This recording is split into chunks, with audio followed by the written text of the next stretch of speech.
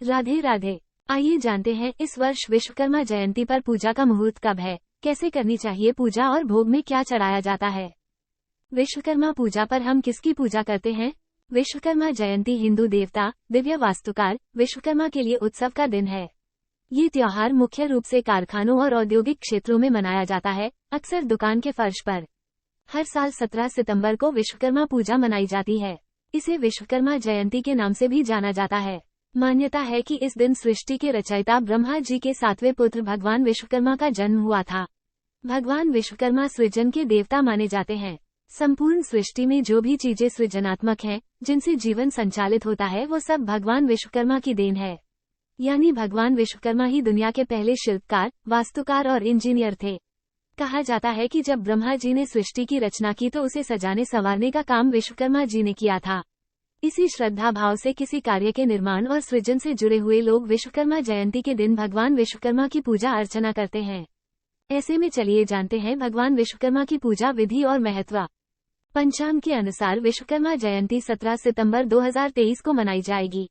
वैसे तो देवशिल्पी भगवान विश्वकर्मा की पूजा दिन भर की जाएगी, लेकिन इनकी पूजा के लिए शुभ मुहूर्त 17 सितंबर की सुबह 10:15 से लेकर दोपहर 12:26 तक रहेगा।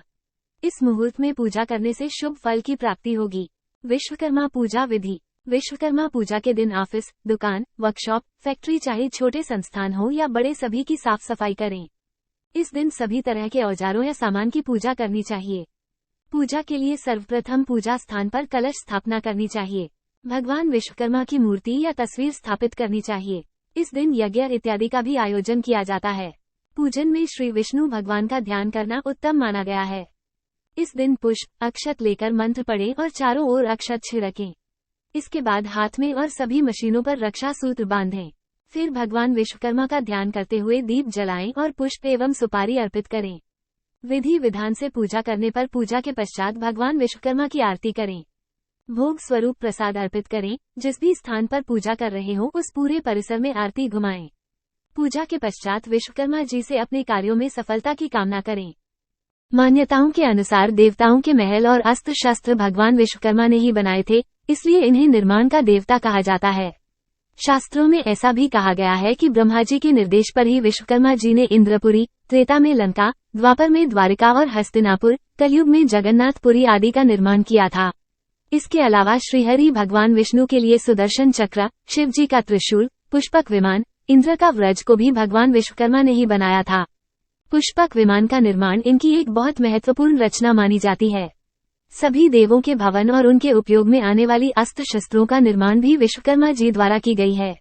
कर्ण का कवच या कुंडल, विष्णु भगवान का सुदर्शन चक्र हो या फिर भगवान शिव का त्रिशूल हो, ये सभी चीजें भगवान विश्वकर्मा के निर्माण का प्रभाव है। यमराज का कालदंड हो या इंद्र के शस्त्र इत्यादि वस्तुओं का निर्माण भी विश्वकर्मा ने ही किया है। विश्वकर्मा पूजा का महत्व।